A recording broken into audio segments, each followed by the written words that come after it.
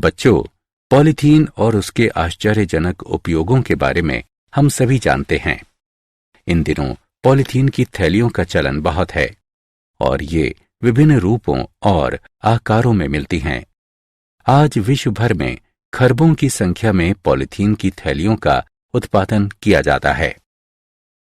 ज्यादातर खुदरा विक्रेता पॉलीथीन फिल्म का उपयोग करते हैं क्योंकि ये सामान पैक करने का सबसे आम साधन है। पॉलीथीन की विश्व भर में उपयोग के कारण इन थैलियों की जगह वस्तुतः कोई अन्य वस्तु नहीं ले सकती। छापों वाली इन थैलियों का उपयोग किया जाता है और ये आकर्षक रंगों, डिजाइनों और विभिन्न आकारों में मिलती हैं और आंखों को बहुत भाती हैं। पॉलीथीन बहुलकों का केवल एक उदाहरण है। ऐसे बहुत से बहुलक हैं जिनका उपयोग हम अपने दैनिक जीवन में करते हैं। इसलिए बच्चों, आज हम बहुलकों के बारे में जानेंगे।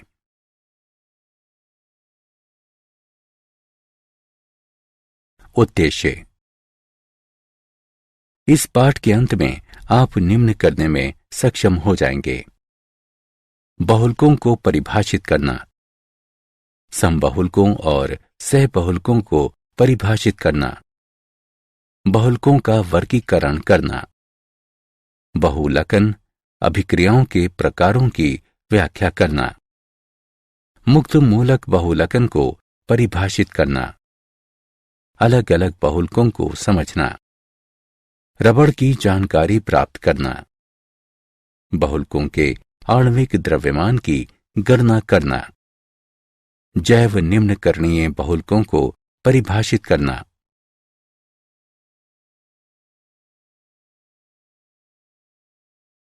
परिभाषा। बहुलक बड़ी संख्या में छोटे अणुओं के संयोग से बने उच्च आणविक द्रव्यमान का एक यौगिक होता है। बहुलक आधुनिक रासायनिक उद्योग के मुख्य उत्पाद हैं जो मौजूदा समाज की रीढ़ का निर्माण करते हैं। अपने दैनिक जीवन में हम प्लास्टिक की तश्तरियों, प्यालियों, मोटर गाड़ियों के टायरों और सीट कवरों, प्लास्टिक की थैलियों, बरसातियों, रेडियो, टीवी और कंप्यूटर के कैबिनेटों, कपड़े के भारी मात्रा में सिंथेटिक धागों, सिंथेटिक सरेसों, फर्श सामग्री और जैव चिकित्सा तथा शल्य चिकित्सा की वस्तुओं जैसी बहुत सी वस्तुओं का उपयोग करते हैं जिनका आधार बहुलक होते हैं। समबहुलक एवं सहबहुलक। वे लघु अणु जो किसी बहुलक में पुनरावृत्त इकाइयों का निर्माण करते हैं एकलक इकाइयां कहलाते हैं। जिस विधि से एकलकों का बहुलकों में रूपांतरण होता है उसे बहुलकन विधि कहा जाता है। उदाहरण, पॉलीएथिलीन एक बहुलक है जो एथिलीन के बहुलकन से प्राप्त होता है। एथिलीन अणु एकलक इकाइयां कहलाते हैं। पुनरावृत्त संरचनात्मक इकाइयों के स्वरूपों के अनुरूप बहुलकों का दो विस्तृत श्रेणियों में विभाजन किया जाता है। समबहुलक एक ही प्रकार के एकलकों से निर्मित बहुलक समबहुलक कहलाते हैं। उदाहरण, PVDF वाइनिटिलीन फ्लोराइड से बनता है। सहबहुलक एक से ज्यादा प्रकारों की एकलक इकाइयों से बने बहुलकों को सहबहुलक कहा जाता है। उदाहरण, ब्यूना S रबर 1,3 ब्यूटाडीन और स्टायरीन से बनता है।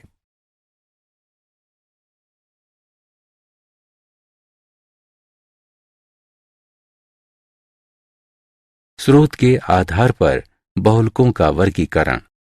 इस प्रकार के वर्गीकरण में 3 उपश्रेणियां होती हैं। प्राकृतिक बहुलक। प्रकृति में ज्यादातर पेड़ पौधों एवं पशु स्रोतों में पाए जाने वाले बहुलक प्राकृतिक बहुलक कहलाते हैं। उदाहरण, पॉलीसखाराइड्स, प्रोटीन, न्यूक्लिक अम्ल और प्राकृतिक रबर। पॉलीसखाराइड की तरह बहुलक न्यूक्लिक अम्ल और प्रोटीन जो पेड़ पौधों एवं प्राणियों की विभिन्न जीवन प्रक्रियाओं को नियंत्रित करते हैं कार्बनिक बहुलक कहलाते हैं। अर्ध संश्लेषित बहुलक, इनमें से ज्यादातर रासायनिक रूपांतरण कर प्राकृतिक रूप से पनपने वाले बहुलकों से लिए जाते हैं। उदाहरण सेलुलोज डाइएसीटेट। संश्लेषित बहुलक, प्रयोगशाला में तैयार किए जाने वाले बहुलकों को संश्लेषित बहुलक कहा जाता है। उदाहरण पॉलीएथिलीन, संश्लेषित रबर, नायलॉन, पीवीसी एवं टेफ्लॉन। बहुलकों का बनावट आधारित वर्गीकरण। इस प्रकार के वर्गीकरण के अंतर्गत 3 उपश्रेणियां आती हैं। रैखिक बहुलक, इन बहुलकों में लंबी एवं रेखीय श्रृंखलाएं होती हैं। उदाहरण पॉलीवाइनिल क्लोराइड और नायलॉन। शाखित श्रृंखला बहुलक, इन बहुलकों में रैखिक श्रृंखलाएं होती हैं जिनकी कुछ शाखाएं होती हैं। उदाहरण निम्न घनत्व पॉलीथीन एवं ग्लाइकोजेन। तिर्यकबद्ध बहुलक, इन बहुलकों का विरचन सामान्य स्थिति में द्विक्रियात्मक और त्रिक्रियात्मक एकलकों से होता है और इनमें मजबूत विभिन्न रैखिक बहुलक श्रृंखलाओं के बीच सहसंयोजक बंध होते हैं। उदाहरण बेकेलाइट और मेलेमीन।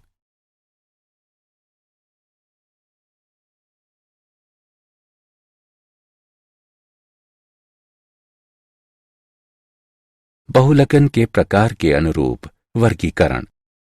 वर्गीकरण के इस प्रकार के अंतर्गत 2 उपश्रेणियां आती हैं।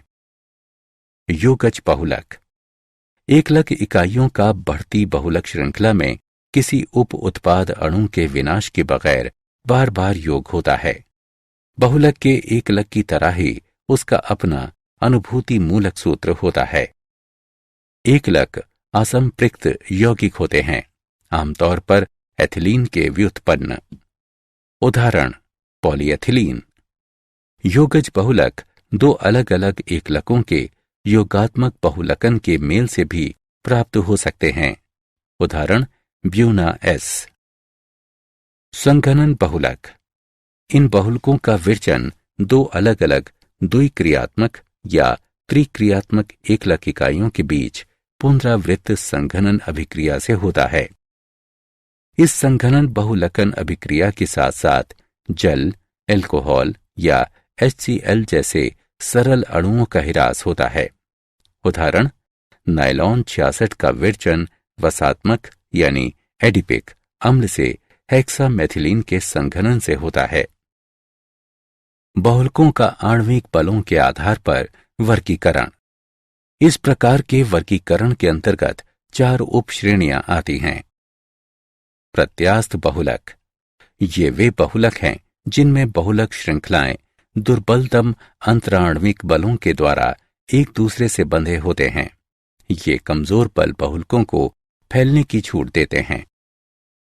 श्रृंखलाओं के बीच कुछ तिर्यक बंध होते हैं जो बलों के निर्मुक्त होने के बाद बहुलकों को संकर्षण कर उनकी प्रारंभिक अवस्था में लाने में सहायता करते हैं।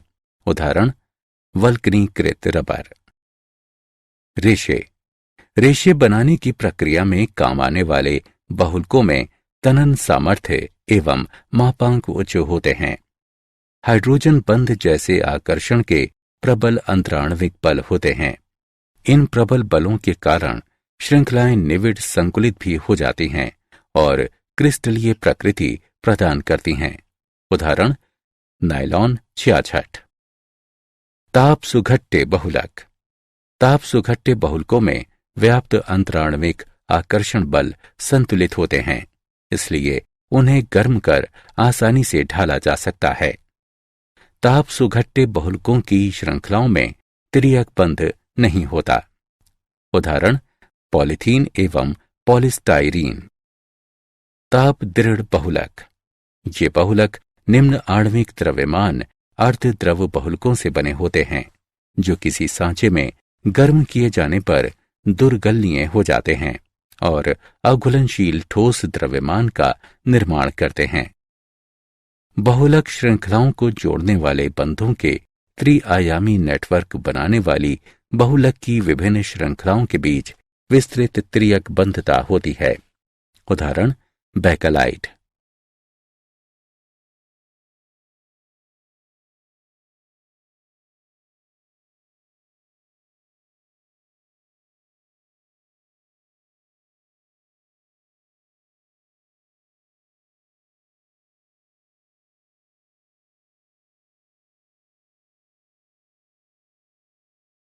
बहुलकन अभिक्रियाओं के प्रकार। बहुलकन अभिक्रियाओं के दो प्रकार हैं, योगात्मक बहुलकन अथवा श्रृंखला वृद्धि बहुलकन। इस बहुलकन में बहुलकों का निर्माण एक ही प्रकार के एकलक अथवा भिन्न एकलकों के अणुओं के परस्पर योग से होता है।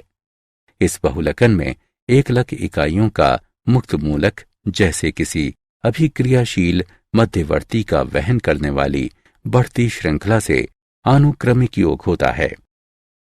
इसमें शामिल अभिक्रियाशील स्पीशीज की प्रकृति पर निर्भर योगात्मक बहुलकन 3 क्रियाविधियों से होता है। मुक्त मूलक बहुलकन, कैट आयनिक बहुलकन और एन आयनिक बहुलकन। संघनन बहुलकन अथवा पदशाह वृद्धि बहुलकन। ये श्रृंखलाबद्ध स्वतंत्र अभिक्रियाओं से होता है। हर पद में जल अथवा एल्कोहल जैसे सरल अणु के हिरास के साथ 2 द्विक्रियात्मक एकलक इकाइयों के बीच संघनन होता है और इससे बहुलकों का निर्माण होता है। बहुलक एक पदवार ढंग से बनते हैं, इसलिए इस प्रक्रिया को पद वृद्धि बहुलकन कहा जाता है।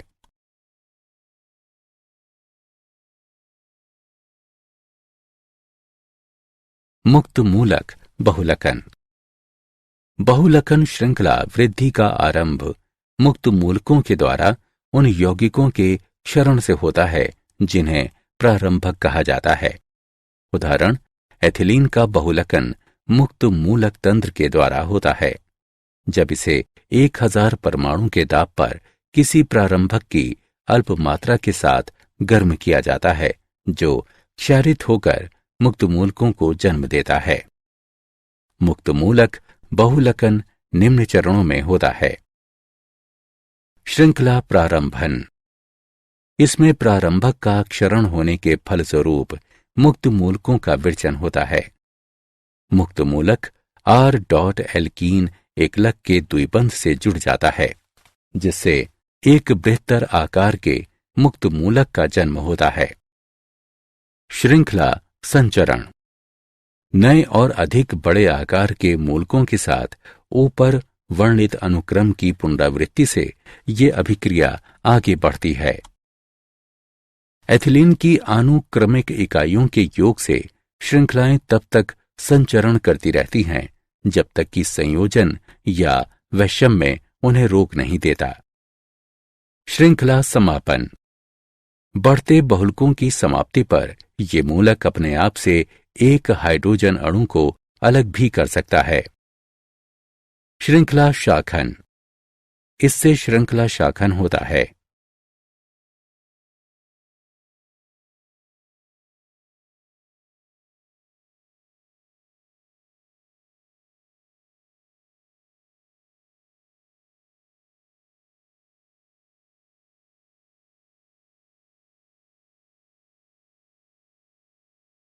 पॉलीथीन। पॉलीथीन सबसे ज्यादा उपयोग किए जाने वाला योगज बहुलक है। आजकल 2 प्रकार की पॉलीथीन तैयार की जाती हैं और उनके गुण अलग अलग होते हैं। अल्प घनत्व पॉलीथीन। इसे डाई ऑक्सीजन या पेरोक्साइड की उपस्थिति में 350 से 570 केल्विन और 1000 से 2000 परमाणु दाब पर तैयार किया जाता है। इस प्रकार तैयार पॉलीथीन की एक शाखित श्रृंखला संरचना होती है। शाखन के कारण अणुओं की बंधने की क्षमता अच्छी नहीं होती और इसीलिए इसका घनत्व और गलनांक न्यून होते हैं। अल्प घनत्व पॉलीथीन रसायनतः अक्रिय या जड़ होती है। ये कठोर किंतु लचीली और विद्युत की अल्पचालक होती है। इसका उपयोग सामानों के लिए पैकेज के रूप में बड़े पैमाने पर होता है। इसका उपयोग बिजली के तारों के विद्युत रोधन और खिलौनों के निर्माण में किया जाता है। उच्च घनत्व पॉलीथीन, इसका उत्पादन एथिलीन के समन्वयन बहुलकन से किया जाता है। इसमें एथिलीन को सीगलर नट्टा की उपस्थिति में 330 से 350 केल्विन पर गर्म किया जाता है। इस तरह तैयार इस पॉलीथीन में बहुलक अणुओं की रैखिक श्रृंखलाएं होती हैं। इन श्रृंखलाओं की बंधने की उच्च क्षमता के कारण इस पॉलीथीन का घनत्व और गलनांक उच्च होते हैं। उच्च घनत्व पॉलीथीन एक पारभासी बहुलक होती है। ये रसायनता अक्रिय होती है, किंतु इसमें तनन सामर्थ्य, कठोरता और दृढ़ता अधिक होती है। इसका उपयोग पाइपों, बाल्टियों, कूड़ा पात्रों और अन्य घरेलू सामानों के निर्माण में किया जाता है।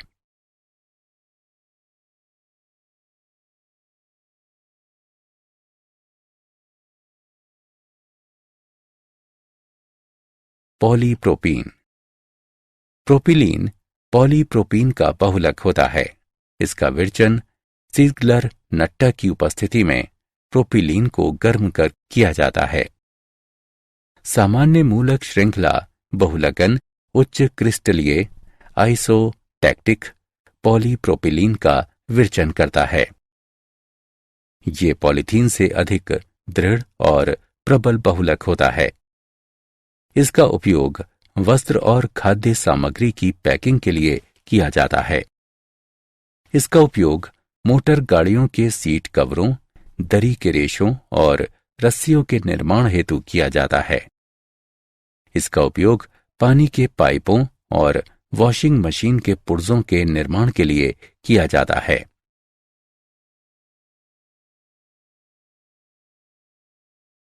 पॉलीटेट्राफ्लोरोएथिलीन यानी टेफ्लॉन। टेट्राफ्लोरोएथिलीन अणु पॉलीटेट्राफ्लोरोएथिलीन की एकलक इकाई होते हैं। इसका निर्माण अमोनियम पेरोक्साइड की उपस्थिति में दाब के अधीन किया जाता है। ये एक अति कठोर पदार्थ है जो ताप, अम्ल या क्षार क्रिया का रोधी होता है। ये बिजली का कुचालक है। इसका उपयोग बर्तन भांडों को अचिपकाऊ यानी नॉनस्टिक बनाने के लिए उन पर मुलम्मा चढ़ाने में किया जाता है। इसका उपयोग सील एवं गैस्केट बनाने में किया जाता है जो दबावों को झेल सकते हैं। इसका उपयोग उच्च क्षमता के विद्युत संयंत्रों के लिए रोधन के रूप में किया जाता है।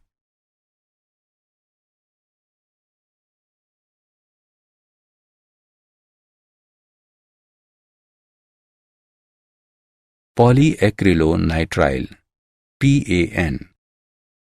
ये एक संश्लेषित अर्ध क्रिस्टलीय कार्बनिक बहुलक रेजिन है। पेरोक्साइड उत्प्रेरक की उपस्थिति में एक्रिलोनाइट्राइल के योगज बहुकलन से पॉलीएक्रिलोनाइट्राइल बनता है। हालांकि ये ताप सुघट्य होता है, किंतु ये सामान्य स्थितियों में गलता नहीं है। PAN रेशे दाग, रासायनिक पदार्थ, कीट और कवकरोधी होते हैं। इसका उपयोग ऊन की प्रतिस्थापी के रूप में और लोन के उत्पादन में किया जाता है, जिसका उपयोग कपड़े, दरियां और कंबल बनाने में किया जाता है। पॉलीएमाइड। श्रृंखला में एमाइड जोड़ से युक्त बहुलकों को पॉलीएमाइड कहा जाता है। नायलॉन 66। ये वसात्मक एडिपिक अम्ल और हेक्सामेथिलीन डाइएमीन का एक बहुलक है। इसे बुनाई उपकरणों से किसी चादर या रेशों में ढाला जा सकता है। नायलॉन रेशों का तनन सामर्थ्य उच्च होता है। वे कठोर और अपघर्षण रोधी होते हैं। वे स्वभाव से लचीले भी होते हैं। इसका उपयोग ब्रिस्ल और ब्रशों के निर्माण में किया जाता है। इसका उपयोग वस्त्र उद्योग में दरियां और वस्त्र बनाने में किया जाता है। इसका उपयोग इलास्टिक हौसरी में मरोड़दार नायलॉन के रूप में किया जाता है। नायलॉन 6 ये कैप्रोलैक्टम एग्लग से प्राप्त होता है। जल अपघटन के साथ 6 एमिनो कैप्रोइक अम्ल में गर्म किए जाने और गर्म करना जारी रखने पर कैप्रोलैक्टम स्वतः संघनित और बहुलकित हो जाता है, जिसके फलस्वरूप नायलॉन 6 बनता है। इसका उपयोग टायर के तारों, वस्त्रों और रस्सियों के उत्पादन में किया जाता है।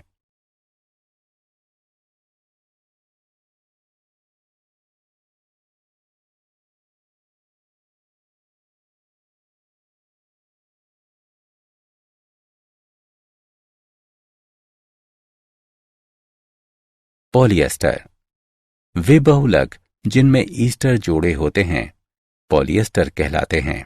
ये बहुलक डायोल के साथ डाई एसिड के संघन बहुलकन क्रिया से तैयार किए जाते हैं।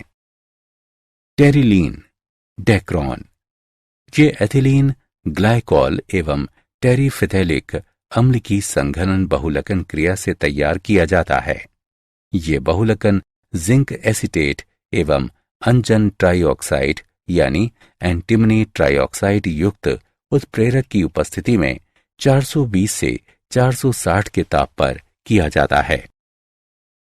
टेरिलीन के रेशे दृढ़, क्रीजरोधी, टिकाऊ और अल्प आर्द्रता अवशोषण क्षमता वाले होते हैं।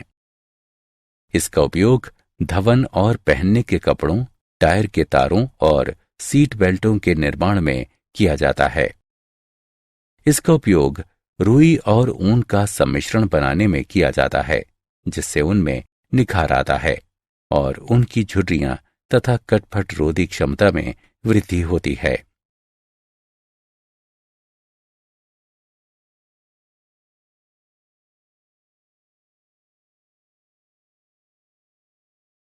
फिनॉल फॉर्मेल्डिहाइड बहुलक यानी बेकेलाइट ये बहुलक क्षारीय माध्यम में फिनॉल और फॉर्मेल्डिहाइड की अभिक्रिया से तैयार किए जाते हैं। बेकेलाइट एक तिर्यकबद्ध ताप दृढ़ बहुलक है। अल्पमान के बहुलकन वाले कोमल बेकेलाइटों का उपयोग बंधक सरेस के रूप में लकड़ी के तख्तों पर परत जमाने के लिए वार्निश और प्रलाक्ष यानी लैकर बनाने में किया जाता है। उच्च मान के बहुलकन से दृढ़ बेकेलाइट बनता है, जिसका उपयोग कंघियां, फाउंटेन पेन के पीपे, ग्रामोफोन के रिकॉर्ड्स, बिजली के सामान और कई अन्य वस्तुएं बनाने में किया जाता है। सल्फोनीकृत बेकेलाइटों का उपयोग गुरुजल को कोमल बनाने के लिए आयन विनिमय रेजिनों के रूप में किया जाता है।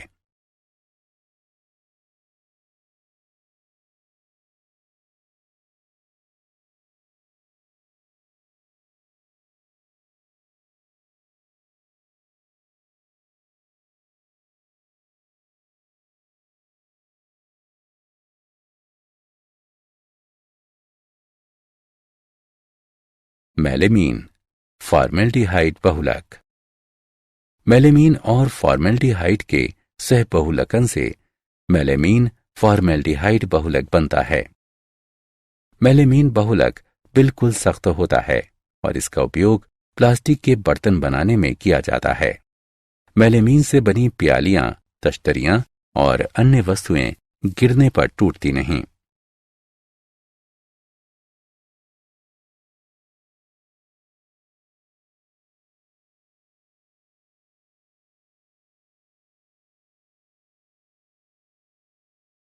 प्राकृतिक रबर प्राकृतिक रबर कार्बनिक यौगिक, पॉलीआइसोप्रीन और कुछ अन्य कार्बनिक यौगिकों तथा जल का मिश्रण होता है।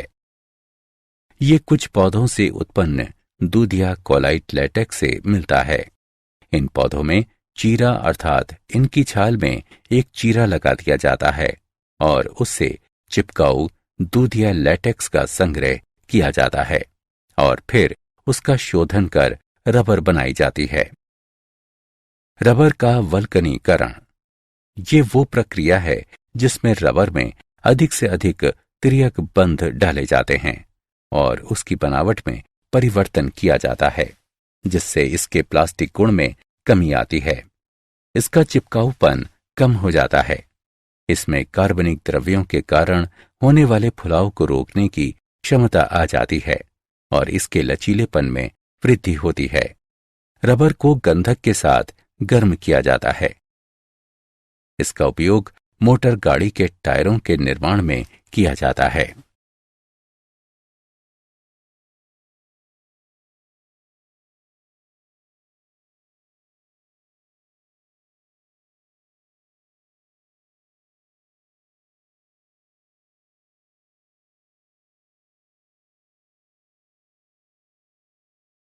संश्लेषित रबर ब्यूटाडाइन अथवा उसके व्युत्पन्नों के बहुलकन से प्राप्त रबर संश्लेषित रबर कहलाते हैं। ये तापरोधी, तेल और विलायक रोधी अधिक लचीले होते हैं और इनमें अपघर्षण रोधन क्षमता अधिक होती है। संश्लेषित रबरों का विरचन। नियोप्रीन। नियोप्रीन क्लोरोप्रीन के मुक्त मूलक बहुलकन से बनता है। ये ताप प्रतिरोधी होता है। ये वनस्पति एवं खनिज तेलों का प्रतिरोधी होता है। इसका उपयोग वाहक पट्टियां, गैस्केट और हौज बनाने में किया जाता है। ब्यूना एन ये 1,3 ब्यूटाडाइन और एक्रिलोनाइट्राइल के सह बहुकलन से प्राप्त होता है।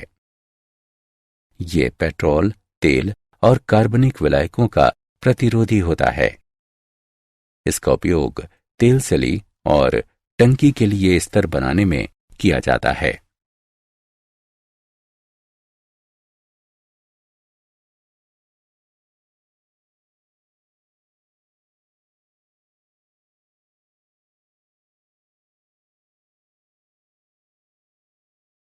बहुलकों का आणविक द्रव्यमान। बहुलकों के निर्माण के दौरान बहुलकों की श्रृंखलाओं की लंबाई उनके निकट पाए जाने वाले एकलकों पर निर्भर करती है। अभिक्रिया वाहिका में एकलकों की संख्या अलग अलग स्थानों पर अलग अलग होती है, दूसरे स्थान की संख्या से भिन्न होती है। इसलिए किसी बहुलक में विभिन्न लंबाइयों की श्रृंखला हो सकती है और यही कारण है कि आणविक द्रव्यमान हमेशा औसत के रूप में निकाला जाता है। इस औसत को भार औसत आणविक द्रव्यमान कहा जाता है। इस प्रकार के आणविक द्रव्यमानों के अनुपात को बहुपरिक्षेपी सूचकांक यानी पॉलीडिस्पर्सिटी इंडेक्स कहा जाता है। प्राकृतिक बहुलकों में पीडीआई का मान इकाई होती है, किंतु संश्लेषित बहुलकों में पीडीआई का मान इकाई से बड़ा होता है। पीडीआई का उपयोग किसी बहुलक की एकरूपता के निर्धारण के लिए किया जाता है।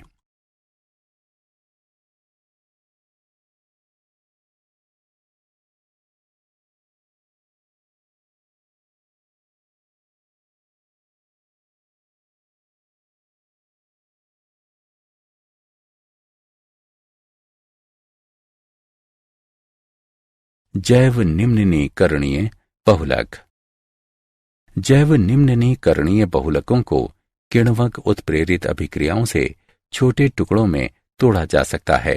इसके लिए आवश्यक किण्वक सूक्ष्म जीवों द्वारा तैयार किए जाते हैं।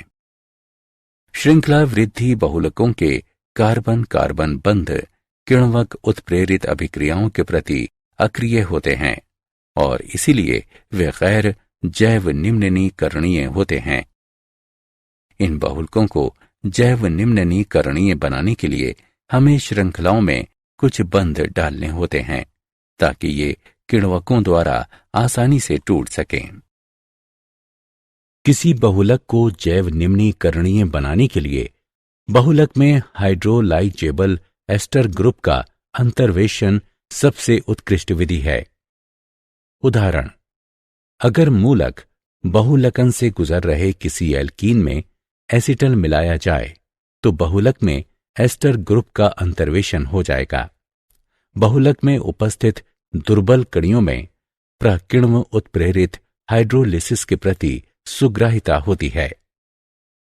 पॉलीहाइड्रॉक्सी ब्यूट्रिएट को बीटा हाइड्रॉक्सी वैलेरेट। ये 3 हाइड्रॉक्सी ब्यूट्रिक अम्ल और 3 हाइड्रॉक्सी पेंटेनाइक अम्ल का एक सहबहुलक है।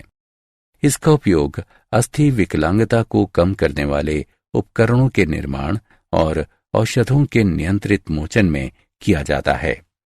किण्वकी क्रिया से इस बहुलक के निम्ननीकरण के बाद PHBV के कैप्सूल में बंद औषध मुक्त होता है।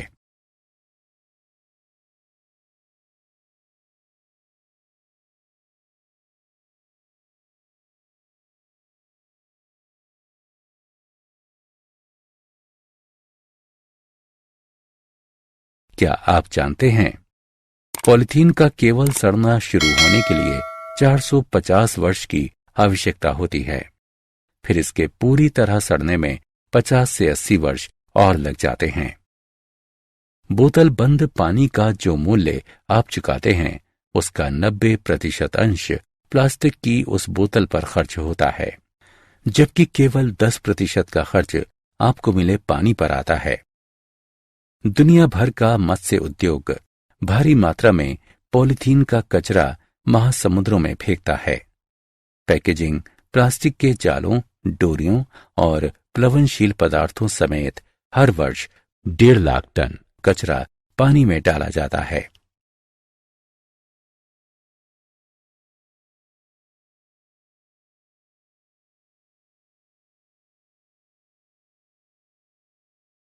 सारांश।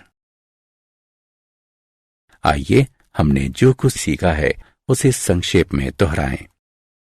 एक बहुलक भारी संख्या में सूक्ष्म अणुओं के योग से बना उच्च आणविक द्रव्यमान का यौगिक होता है। योगज बहुलकों में बहुलक की बढ़ती श्रृंखला में किसी भी उप उत्पाद अणु के ह्रास के बगैर एकलक इकाइयों का बार बार योग होता है। संघनन बहुलक 2 अलग अलग द्विक्रियात्मक अथवा त्रिक्रियात्मक एकलक इकाइयों के बीच पुनरावृत्त संघनन अभिक्रिया से बनते हैं।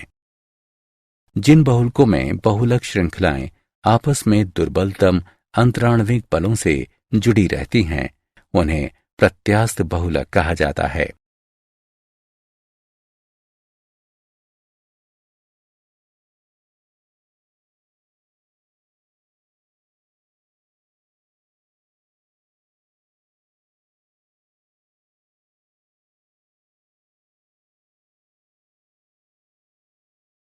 ताप दृढ़ बहुलक अल्प आणविक द्रव्यमान अर्धद्रव्य बहुलकों से बनते हैं, जो किसी सांचे में गर्म करने पर दुर्गलनीय बन जाते हैं और एक अघुलनशील कठोर पिंड बनाते हैं। श्रृंखला के एमिड बंध वाले बहुलक पॉलीएमिड कहलाते हैं। प्राकृतिक रबर, कार्बनिक यौगिक, पॉलीआइसोप्रीन और कुछ अन्य कार्बनिक यौगिकों तथा जल के मेल से बनता है। जैव निम्ननीकरणीय बहुलक किण्वक उत्प्रेरित अभिक्रियाओं से छोटे छोटे टुकड़ों में टूट सकते हैं। इसके लिए आवश्यक किण्वक सूक्ष्म जीवों के द्वारा उत्पन्न किए जाते हैं।